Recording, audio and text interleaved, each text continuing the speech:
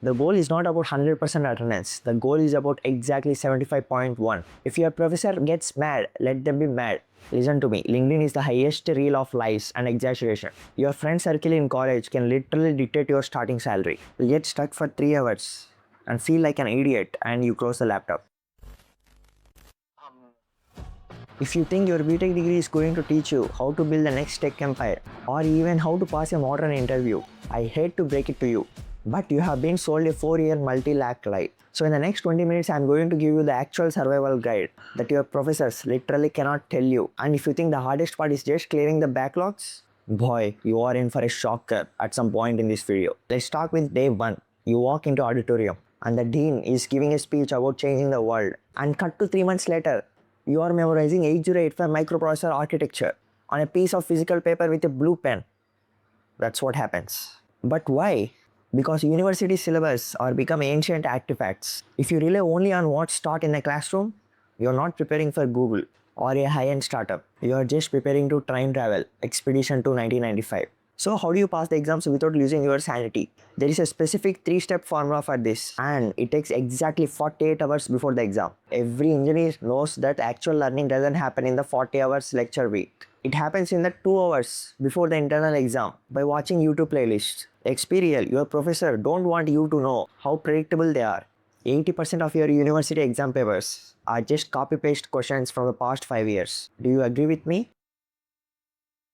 If you spend your semester making perfect color coding notes, you are wasting precious time you should be using for real world projects. But wait, if you stop paying attention in class, won't your internal marks drop? That brings us to the most dangerous character in the campus, the lab assistant. Many students think head of the department holds all the power, but it's completely wrong because the most powerful person in your engineering life is the underpaid, angry lab assistant who evaluates your practical files. If they dislike you, your internal marks just vanish. How do you hack this system? And it's not about being a genius, it's purely about psychology. I used a specific face every time I walked into a lab that guaranteed me 90% of marks without knowing what the experiment actually is. And I will tell you what the face is in a second. But first, we need to talk about the absolute trap, the attendance. Many colleges love threatening you by the 75% of attendance. They make it sound like the gates of hell will open if you get 74%. But here's the math they don't want you to do. What is the literal dollar value of the time that you're spent sitting in a boring lecture versus self-studying in a library or cafeteria? If you just sit there and daydreaming, you lose 2. The first one is actually you lose the time, and the second one you still have to study later. The goal is not about 100% attendance. The goal is about exactly 75.1. Treat attendance like a currency. Spend it wisely when you need to code, rest, or work on a side hustle. But what if you are already ruined your attendance and your CGPA is tanking? Don't panic. Let me introduce myself properly because I have been exactly where you are right now. By the way, if you don't know me yet, my name is Saitej and I am a software engineer at Cognizant. And also I have a YouTube channel and that you are seeing right now. So, and I don't want to tell what this YouTube channel will teach you. You will already know, right? Right.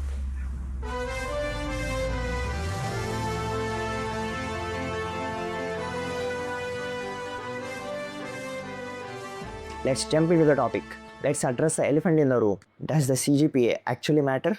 If you ask this question to a professor, they'll say like, your GPA will determine your future.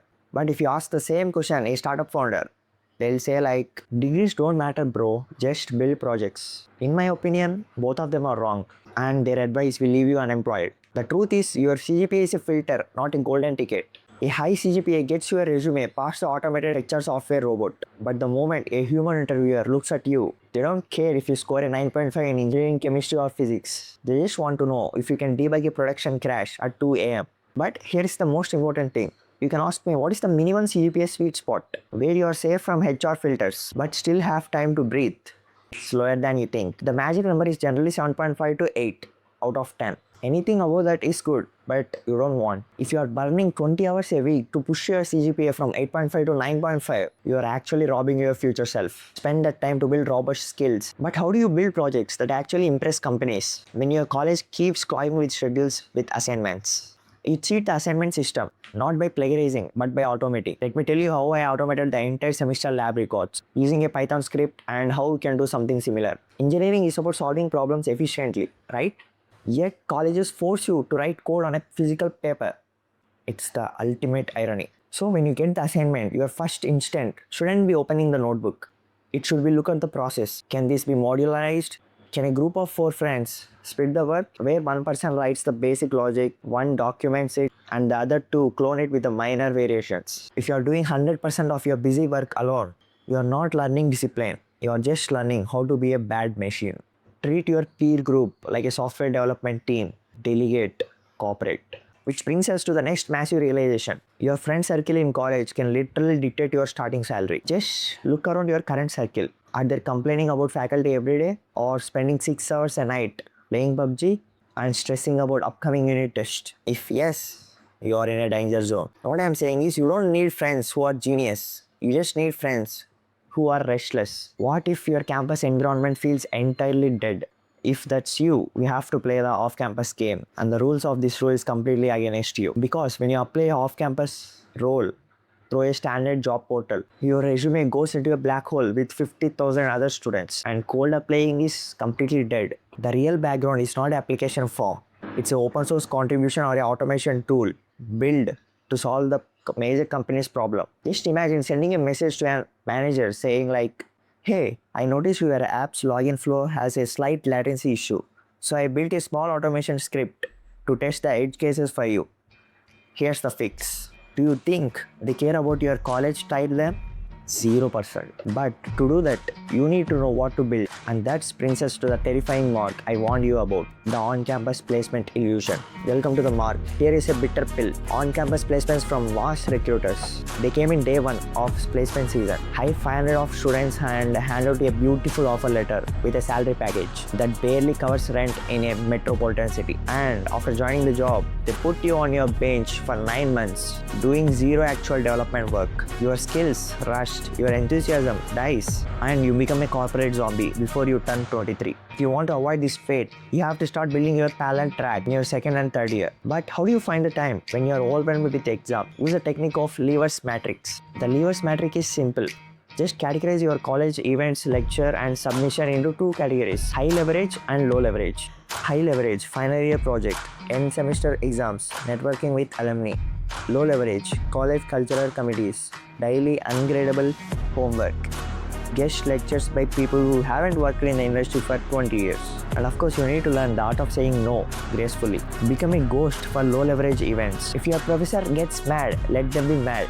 Your career will thank you later when you are clearing your technical rounds, while the star students in the class are still struggling to write the basic recursion code. And speaking of technical rounds, let's talk about the biggest mistake students are making when they are studying about DSA. Everyone tells you blindly grind lead code. So when you sit down and try a medium level problem, you get stuck for 3 hours and feel like an idiot, and you close the laptop. And the mistake isn't your brain, the mistake is your approach. Memorizing solutions to 500 problems is useless because companies don't want a compiler, they want a thinker.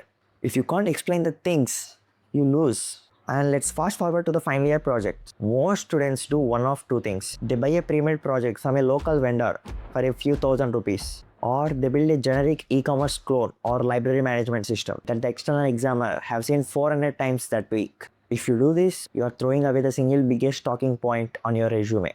Your final year project shouldn't be complex, it should be real. Solve a hyper-local problem. Automate something for your college canteen, or build a tool that scraps local transport data. When an interviewer asks, tell me about your project, and you're actually talking the real-time usage, the interview is basically over. You have won. And finally, we need to talk about something heavy for a minute. Somewhere between the third year, the weird darkness creeps into everyone's mind, into engineering hostels. The pressure builds up. You see someone getting an internship. Someone else gets a high package. Your parents are asking questions and you feel like nil. Listen to me, LinkedIn is the highest reel of lies and exaggeration. Nobody posts about their 50 rejection mails, their crying sessions in their washrooms. So do not compare your raw, unedited behind the scenes footage. It's someone else's polished trailer, because engineering is a marathon, not a 100 meters dash. When you finally clear the college hurdle and step in the corporate world, you'll realize the rules change instantly. In college, you get points for trying, but in corporate, you get points for delivery. Let me give you the ultimate golden rule of engineering, where no professor will write it on the blackboard. Let's go. Your college is responsible for your degree. You are responsible for your education. Never mistake the two. Put your head down and build things that work. Automate the boring stuff, protect your peace of mind, and use the system instead of letting system use you. You have got this right. Thanks for hanging out. I will see you in the next one. Stay restless. Bye.